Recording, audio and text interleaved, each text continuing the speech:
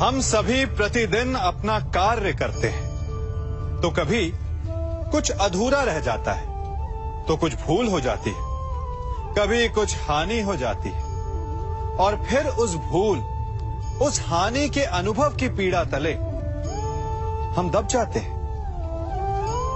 अब आप लोग कहेंगे कि ऐसा होना तो स्वाभाविक है। यदि ऐसा है तो तनिक सूर्य की ओर देखिए।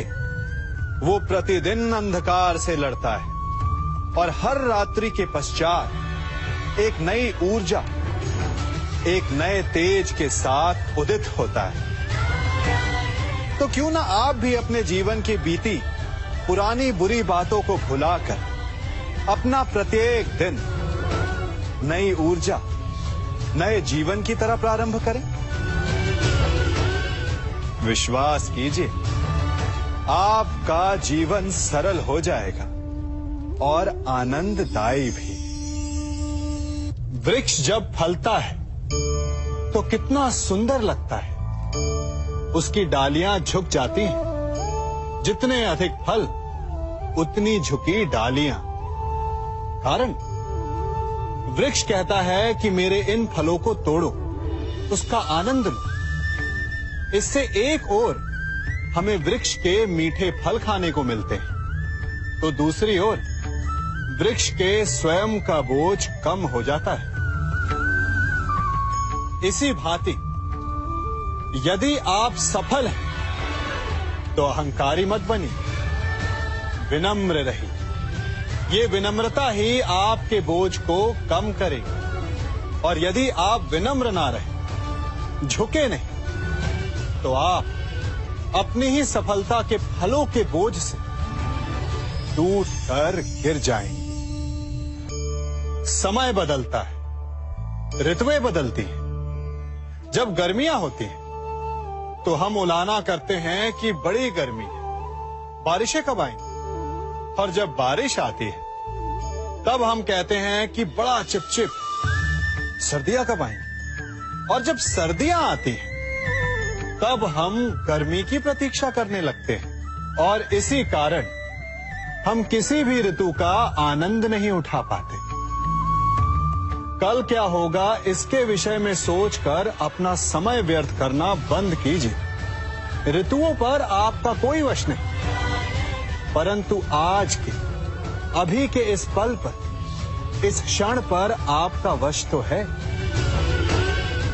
उसे जीना सीखिए, उसका आनंद उठाना सीखिए। सबके मन का सबसे बड़ा भय क्या है? सबसे बड़ा लालच क्या है? सबसे बड़ी चिंता क्या है? तनिक विचारिए। सबके मन का सबसे बड़ा भय, सबसे बड़ी चिंता है मृत्यु। सभी सोचते हैं, सभी भय खाते हैं कि कहीं मृत्यु ना आ जाए। सभी लालच करते हैं कि कुछ दिन और जीने को मिल जाए।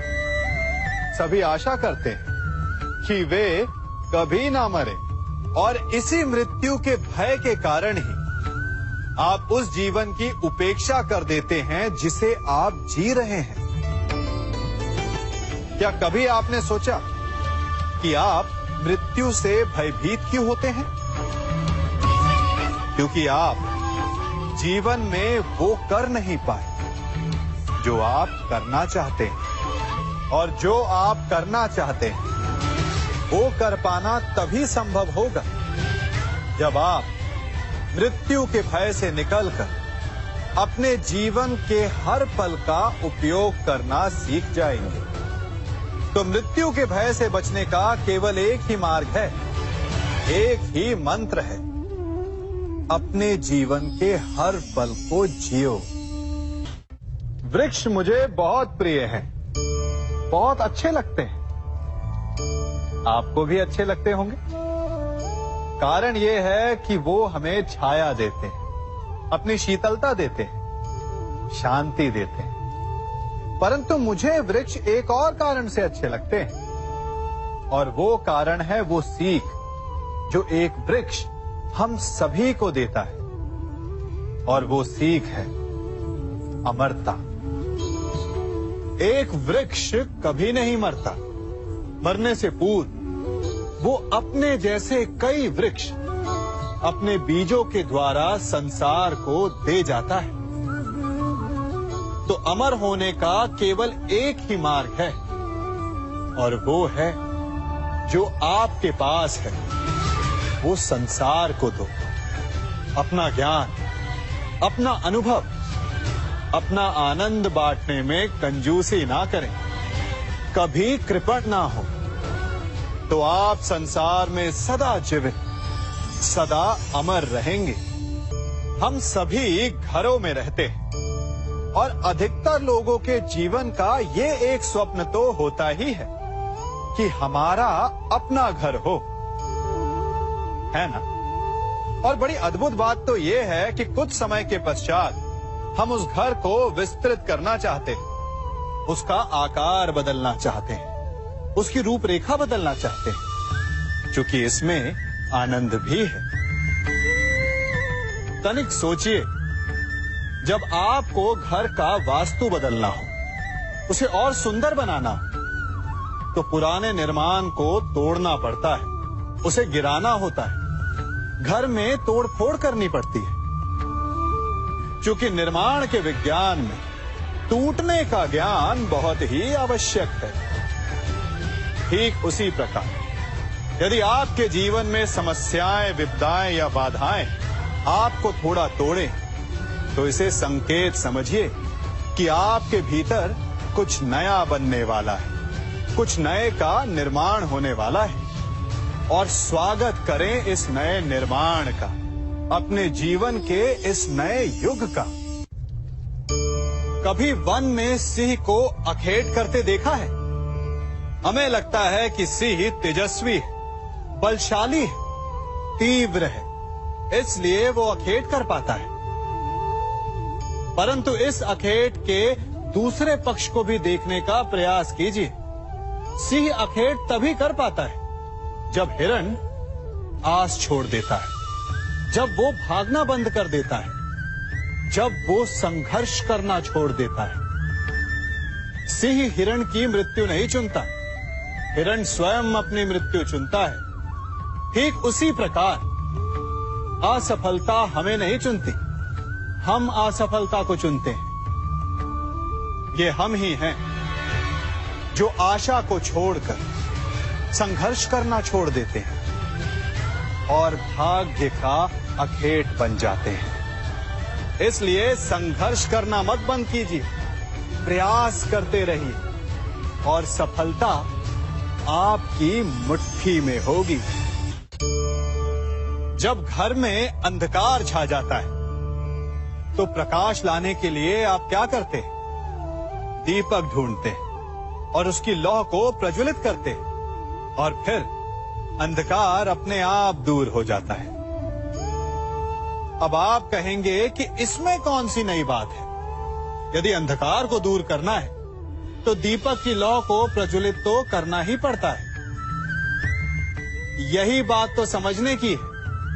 यदि अंधकार से लड़ना है, तो अंधकार का सहारा नहीं लिया जा सकता, उसके लिए प्रकाश की आवश्यकता होती है। घृणा का अंत करना है तो उसे घृणा से अंत नहीं किया जा सकता, उसे प्रेम की आवश्यकता होती है। शत्रुता का अंत शत्रुता से नहीं किया जा सकता, उसे क्षमा की आवश्यकता होती है। यदि आपको नकारात्मक ऊर्जाओं से लड़ना है, तो स्वयं को सकारात्मक बनाना होगा, और तभी आपके जीवन में वास्तविक आनंद आ सकेगा। एक न एक बार हर युवा के जीवन में एक ऐसा समय आता है जब उसे लगता है कि उसके माता पिता उसके साथ बहुत कठोर हो रहे हैं। मैं आपसे पूछता हूं, क्या आपने कभी कुम्हार को मटकी बनाते हुए देखा है? वो गीली माटी से मटके को चाक पर आकार देता है, और वास्तविक आकार वो मटकी को तब देता है जब वो लकड़ी के संभल से मटके को बाहर से पीटता है।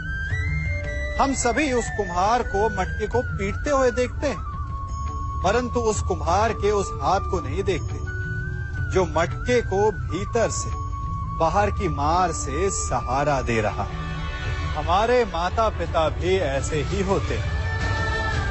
अपनी संतान के भले के लिए, उसके भविष्य को आकार देने के लिए कभी कभी वो कठोरता को भी अपनाते हैं। आप केवल उनकी कठोरता को मत देखिए, उस संभल को भी देखिए जिसने आपको भीतर तक से संभाल कर रखा है। आप जानते हैं कि मैं क्या कर रहा हूं? मैं प्रतीक्षा कर रहा हूं कि कब इस वृक्ष पर फल लगेंगे और मैं उन मीठे फलों के रस को चख पाऊंगा। हंसी आ गई ना आपको? आप भी सोच रहे होंगे कि भला कौन सा मूर्ख बबूल के पेड़ को बोकर आम खाने की इच्छा रखता है। यदि कांटे बोए हैं तो फल नहीं, कांटे ही मिलेंगे।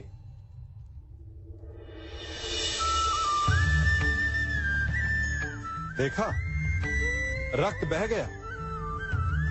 ठीक ऐसा ही हमारे कर्मों के साथ होता है। हमारे बुरे कर्मों का फल कभी शुभ नहीं हो सकता। जो हाथ अस्मिता लूटने को आगे बढ़ेंगे, उन हाथों को कटना होगा। जो दृष्टि बुरी बनकर स्त्री पर पड़ेगी, उन्हें अनजान नहीं रक्त के अश्रु भोगने होंगे। जिसने अपने जीवन में छल किया, उसे अपने ही छल के भार तले दब कर मिट जाना होगा। समय रहते जिसकी आंखें नहीं खुली, समय उसकी आंखें बंद कर देता है। इन भिन्न भिन्न प्रकार के पात्रों को देख रहे हैं आप? क्या आप बता सकते हैं कि इन पात्रों में क्या रखा है? आपको लग रहा होगा कि इसमें भिन्न भिन्न प्रकार के द्रव्य है ना? परंतु ऐसा नहीं है। इन सभी में एक ही जल है। देखिए,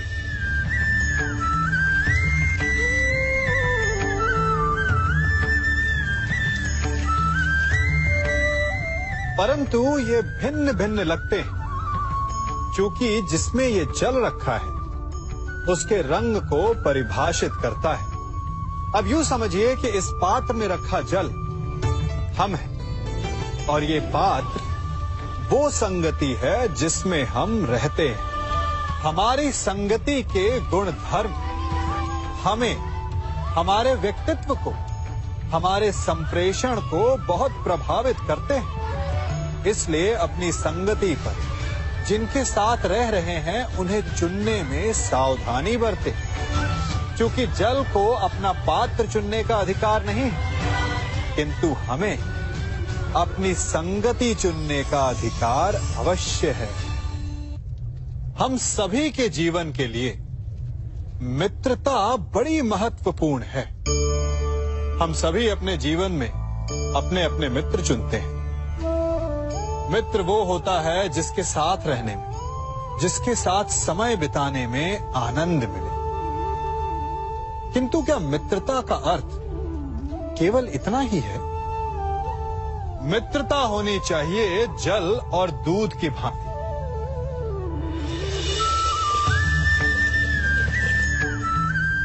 जो एक साथ सदा मिल जाते हैं, एक आकार हो जाते हैं। जब दूध उबलता है तो जल भाप बनकर उड़ता है ताकि दूध का अस्तित्व बना रहे।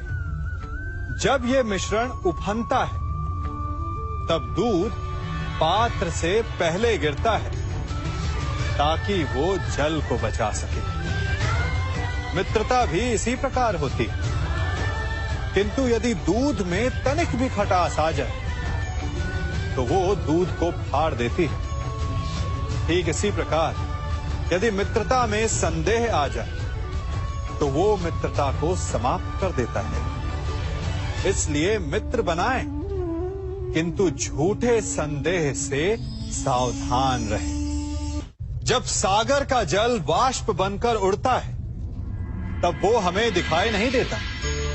मेघ उस जल को अपने भीतर छिपा लेते हैं, लंबी यात्रा करते हैं, प्रयास करते हैं कि वो जल सदा उनके भीतर छिपा रहे। परंतु जब वायु का वेग उन्हें उड़ाकर किसी पर्वत से ले जाकर के टकरा देता है, तब उन मेघों को बरसना ही पड़ता है, क्योंकि यही नियति है, यही प्रकृति है। क्योंकि जल को सागर में जाकर मिलना ही है। ठीक ऐसा ही हमारे साथ भी होता है।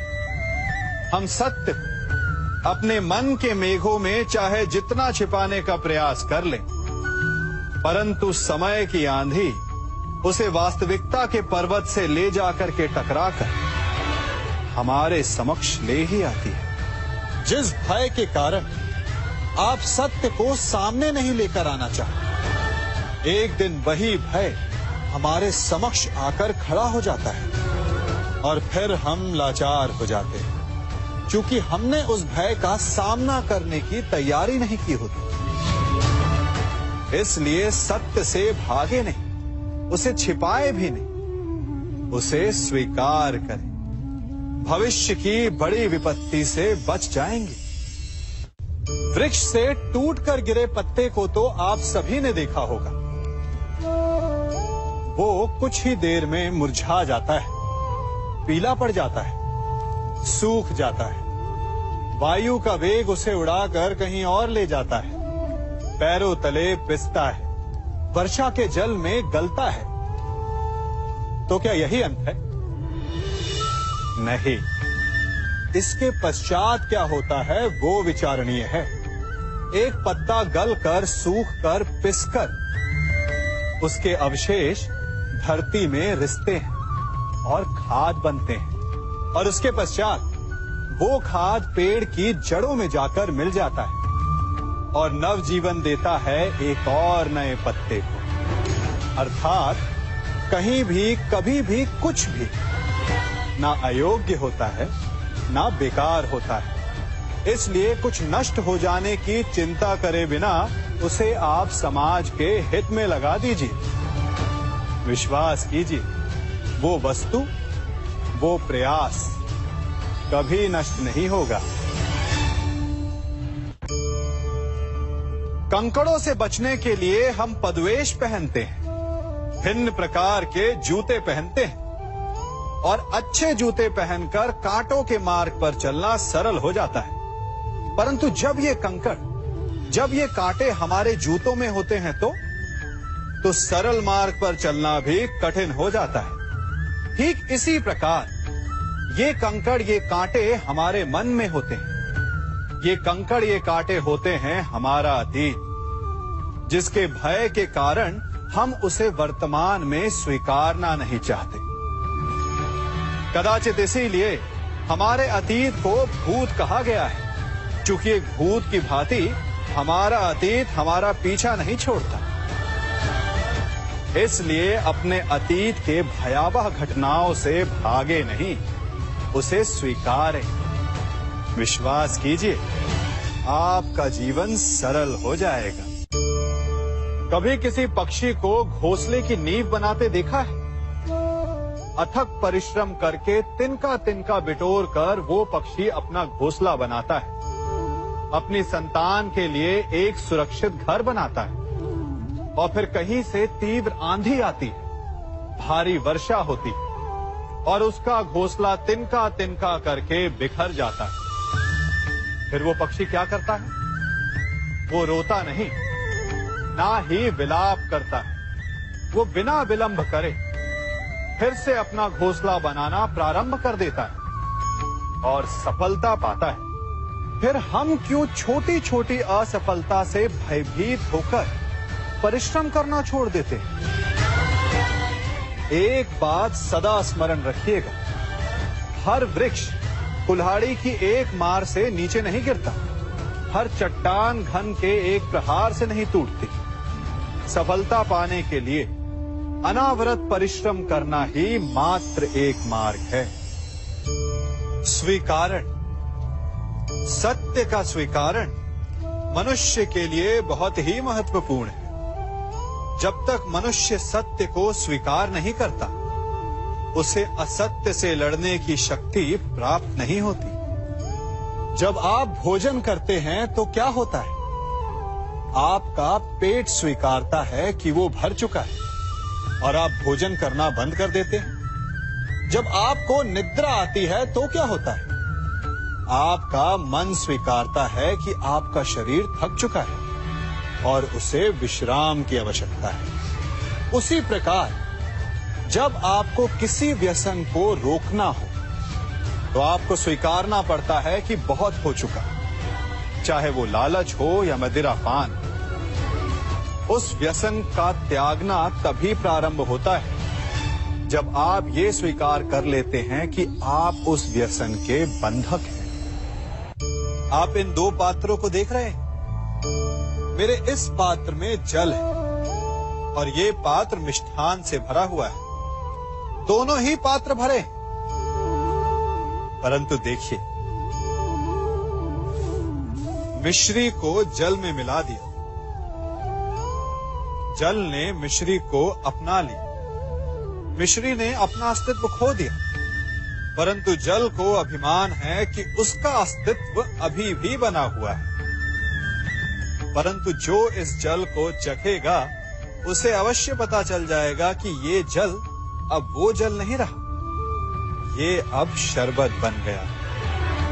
हमारा त्याग, हमारे बलिदान भी ऐसे ही होते हैं। जो इस बात को अनुभव करते हैं वो समझ सकते हैं कि कैसे हमने समय की धारा को बदल दिया। जो बलिदान देते हैं उनका अस्तित्व कभी नष्ट नहीं होता, अपितु उनका बलिदान संसार में कुछ ना कुछ परिवर्तन अवश्य लाता है। हम सभी कभी ना कभी, कहीं ना कहीं अपने जीवन में यात्रा अवश्य करते हैं। हमारी यात्रा में कभी पक्के रास्ते आते हैं तो कभी कच्चे रास्ते। पक्के रास्ते मनुष्य बनाता है और कच्चे रास्ते जानते हैं कैसे बनते हैं?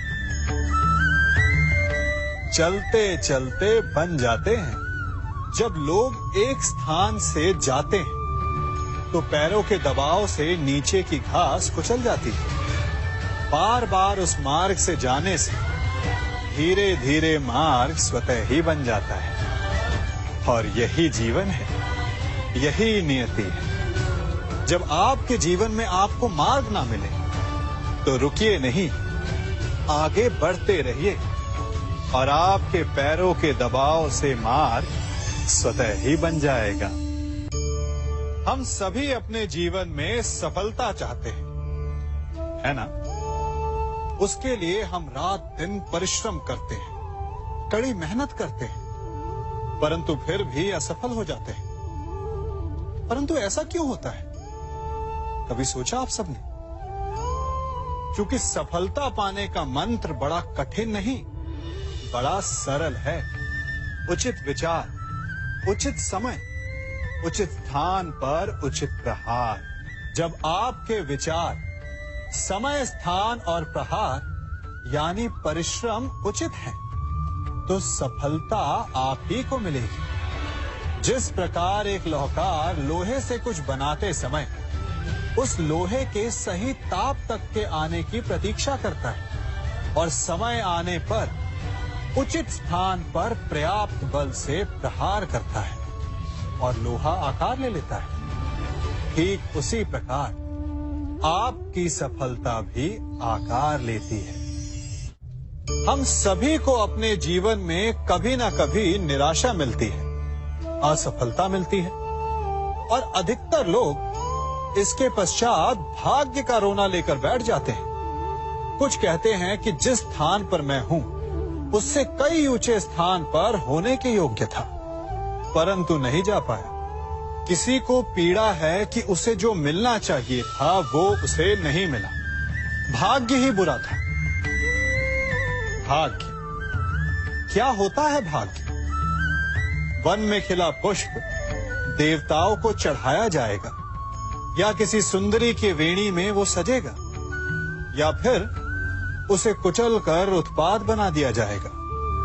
ये सब एक पुष्प के नियंत्रण में नहीं होता, परंतु जब तक उस पुष्प का अस्तित्व है, सुगंध बिखेरना उसके वश में अवश्य है। परंतु भाग्य हमारे वश में नहीं, और जो हमारे वश में नहीं उसके लिए दुखी होने से क्या होगा। कर्म पर वश है, वो कीजिए और धीरे धीरे भाग्य आपके वश में आ जाएगा, क्योंकि कर्म ही प्रधान है। हम में से ऐसा कोई नहीं जिनकी परछाई उनसे दूर रहती है। हमारी परछाई सदैव हमारे साथ रहती है। कदाचित हमारी परछाई हमारे कर्मों के फलों का संकेत है। कदाचित इसी कारण कई बार हमें अपनी परछाई से भय भी लगता है, परंतु इस भय से निवारण पाने का एक साधन अवश्य है।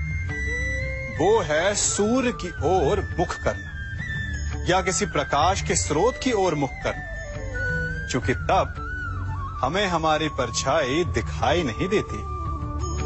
यदि इसे जीवन के संदर्भ में देखें तो ये प्रकाश का स्रोत शुभ कर्मों की चेतना है।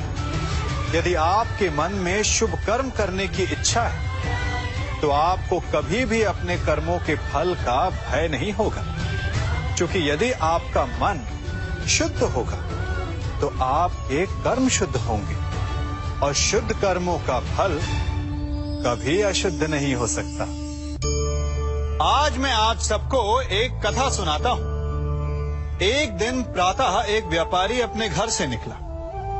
घर से निकलते ही एक बिल्ली ने उस व्यापारी का मार्ग काट दिया। व्यापारी घबरा गया।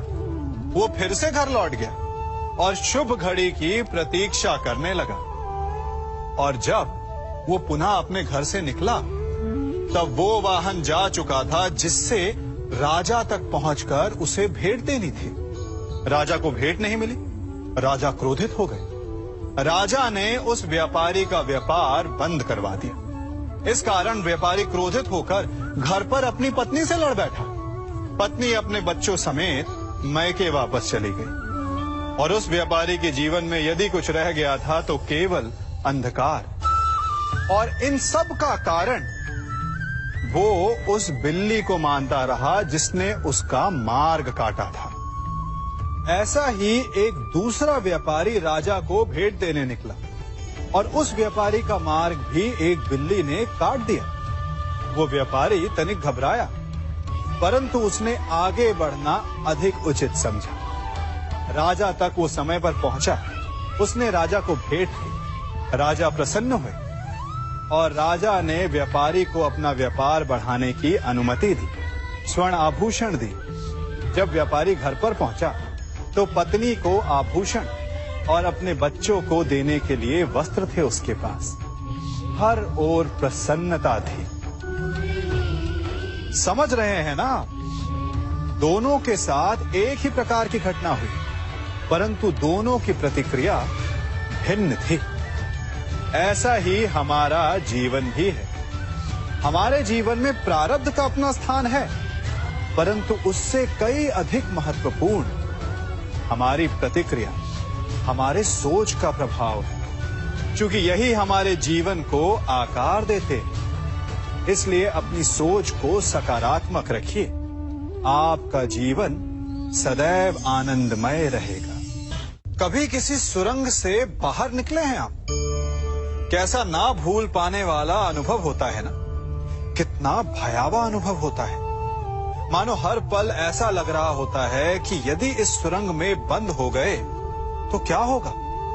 कैसे निकलेंगे इस सुरंग से? सर्वत्र अंधकार होता है।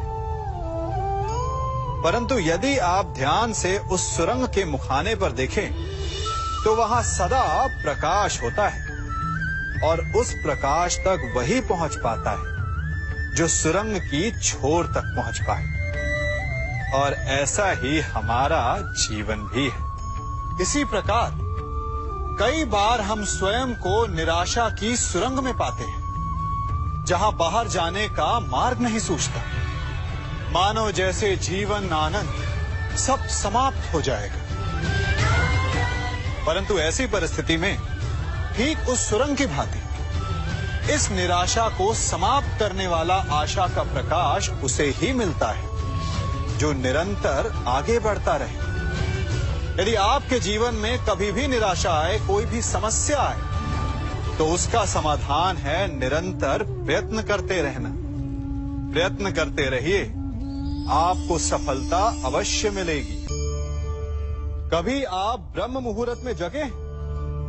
जगकर देखिए, संध्या होने के पश्चात जब रात्रि का अंधकार सारे संसार को धीरे धीरे अपने अंधकार में निगलने लगता है, तो यही अंधकार ब्रह्म मुहूर्त में भोर होने से ठीक पूर्व तनिक अधिक काला हो जाता है। कुछ समझे? हमारा जीवन भी कुछ ऐसा ही होता है। जब हमारे जीवन की समस्याएं अपने अंत पर होती है, तो यही समस्याएं एक भीषण रूप लेकर हमारे समक्ष प्रस्तुत हो जाती है और ऐसे परिस्थिति में अधिकतर लोग हार मान जाते हैं, भय खा जाते हैं। परंतु यदि आप हार न माने, भय न खाएं, दृढ़ रहें, निरंतर आगे बढ़ते रहें, तो प्रकाश के रूप में हमारा स्वागत करने के लिए सूर्य उदय सदा हमारे समक्ष प्रस्तुत रहेगा। आपने बरगद के वृक्ष को देखा है? जितना विशाल उतना दृढ़। पतझड़ में वो सूख जाते हैं, परंतु दुर्बल नहीं होते, टूटकर गिरते नहीं। और उसके विपरीत दलदल में उपजे वृक्षों को देखिए, वो दिखने में तो बड़े होते हैं, पतझड़ आए या शीत सदा हरे भरे होते हैं, परंतु इतने दुर्बल होते हैं कि जल धारा के हल्के से वेग से वो गिर जाते हैं। परंतु ऐसा क्यों होता है? कारण है जड़ें। जिसकी जड़ें दृढ़ भूमि में है, वो हर चक्रवात, हर ऋतुओं को सह लेता है, और जिसकी जड़ें दलदल में है, वो स्वयं की जड़ों को दुर्बल बना लेता है। कुछ ऐसा ही मनुष्य भी होता है जो अधर्म, कुकर्म और असत्य की धरा पर उपजा है। वो समय की एक मार भी नहीं सह पाता, और जो मनुष्य सत्य, धर्म की धरा पर उपजा है, वो हर समस्या से अविचलित हो जाता है। अब आप पर निर्भर करता है कि आप क्या बनना चाहते हैं। हमारे जीवन में मित्र और शत्रु बड़ा महत्व रखते हैं। यदि गंभीरता से सोचा जाए तो ऐसा कोई क्षण नहीं जब हम अपने मित्रों के बारे में ना सोचते हो या फिर अपने शत्रुओं के बारे में। हमारा हर कार्य या तो हमारे मित्रों के हित के लिए होता है या फिर हमारे शत्रुओं के अहित के लिए। हम हर स्थान या तो अपने मित्रों के साथ होते हैं या फिर अपने शत्रुओं के साथ। कोई नहीं चाहता कि उनका शत्रु प्रसन्न रहे। हर कोई अपने शत्रु को नष्ट कर देना चाहता है, और ऐसा करने के लिए वो हर संभव प्रयास करता है। उसे आर्थिक, मानसिक और शारीरिक हानि पहुंचाने का प्रयास करता है। परंतु यदि मैं आज आपको ऐसा मंत्र सिखाऊं जिससे आप अपने शत्रु को सदा के लिए नष्ट कर दे तो, और वो मंत्र है मित्र बनाना। अपने सभी शत्रुओं को अपना मित्र बना लीजिए और आपके सारे शत्रु स्वतः ही समाप्त हो जाएंगे। मैं क्या कर रहा हूं? मैं दिए प्रज्वलित कर रहा हूं ताकि अंधकार को मिटा सकूं। अब आप कहेंगे कि इसमें कौन सी बड़ी बात है ना? परंतु इसमें महत्वपूर्ण बात समझने के लिए यह है कि मैं क्या नहीं कर रहा हूं, और मैं अंधकार नहीं कर रहा हूं। क्योंकि अंधकार को मिटाने के लिए प्रकाश का अस्त्र तो उठाना ही पड़ता है। बुराई को बुराई से नहीं, अच्छाई से जीता जाता है। अन्याय को अन्याय से नहीं, न्याय से लड़ा जाता है। क्रोध को क्रोध से नहीं, क्षमा का साथ लेना होता है। ठीक उसी प्रकार एक लोहा लोहे को काटता है, परंतु एक ठंडा लोहा ही गर्म लोहे को काट सकता है। इसलिए यदि आपको अपने जीवन में विजयी होना है तो अपने शस्त्रों को, अपने अस्त्रों को सोच समझ कर उठाइए, क्योंकि एक अनुचित सोच परिणाम पर भारी प्रभाव डाल सकती है। आप सब सोच रहे होंगे कि ये क्या मैं करने लगा। मैं इस पौधे को जड़ से उखाड़ रहा हूं। आश्चर्य हो रहा है ना कि एक पौधे को उखाड़ना या काटना ना केवल एक अपराध है अपितु पाप भी है। तो फिर मुझे ऐसा करने की क्या आवश्यकता पड़ गई? क्योंकि कई बार विनाश ही सृजन तक पहुंचाता है। यदि नया भवन बनाना हो तो पुराने भवन को गिराना पड़ता है। व्यवस्था को परिवर्तित करने के लिए क्रांति लानी पड़ती है। और उसी प्रकार यदि किसी वृक्ष या किसी पौधे की जड़ों में घुन लग जाए या उसका मूल सड़ जाए तो उसे जड़ से उखाड़ देना ही श्रेयस्कर होता है, ताकि उस स्थल पर नए पौधे उपज सके। युद्ध करना पर्याय नहीं, परंतु कभी कभी शांति के लिए युद्ध करना आवश्यक हो जाता है। संसार में सबसे श्रेष्ठ क्या है? फूल या कांटे, प्रेम या घृणा, संपन्नता या दरिद्रता, मित्र या शत्रु? बताइए। अब आप भी कहेंगे कि भला ये कोई पूछने की बात हुई? अवश्य, फूल, प्रेम, संपन्नता और मित्र ही श्रेष्ठ है। परंतु क्या आपने अपने जीवन में कभी सोचा है कि हर एक भाव, हर एक वस्तु, हर एक घटना का एक गुण धर्म होता है? त्वचा पर जलन करने वाले फूलों से अधिक श्रेष्ठ वो कांटे हैं जिनसे आप अपने घर की बाढ़ बनाते हैं ताकि वन्य पशु आपके भीतर ना आ सके। वो प्रेम श्रेष्ठ नहीं जो आपको अंधा, लोभी, पक्षपाती बनाते। वो घृणा श्रेष्ठ है जो आपको नया मार्ग दिखाते। वो संपन्नता श्रेष्ठ नहीं जो आपको कृपण बनाते, मतदान बनाते। वो दरिद्रता श्रेष्ठ है जो आपको जीवन में परिश्रम करने की शिक्षा दे। कुविचार देने वाले, बुरा मार्ग दिखाने वाले मित्रों से अधिक श्रेष्ठ वो शत्रु होते हैं जो हमें जीवन का लक्ष्य देते। इसलिए अपने जीवन में हर वस्तु, हर भाव, हर घटना के गुण धर्म को पहचानिए और उसके पश्चात अपना चयन कीजिए।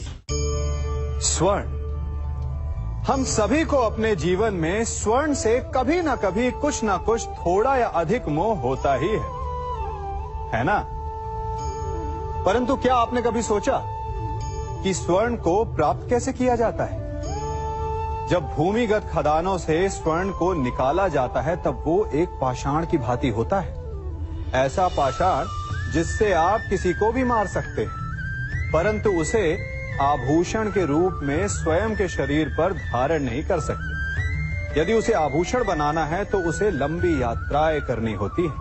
उस पाषाण को पिघलना होता है। सोनार के हथौड़ी की अनेकों चोटें खानी पड़ती है। फिर काट छाट और उसके पश्चात जाकर वो ऐसा आभूषण बनता है जो हमें वर्षों तक, सदियों तक लुभाता रहता है। इसलिए यदि आपको समय पर विजय पानी है तो स्वयं के निर्माण पर समय देना होगा।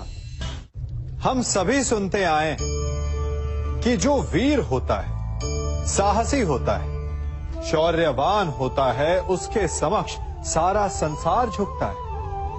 वीर भोग्य वसुंधर। परंतु वीरता है क्या?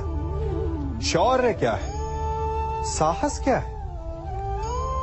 साहस युद्ध नहीं, वीरता विजय नहीं, शौर्य कभी ना गिरना नहीं, साहस किसी चुनौती के समक्ष खड़े होने का भाव है, तो वीरता उस चुनौती को उत्तर देने के लिए पूर्ण परिश्रम लगा देना है।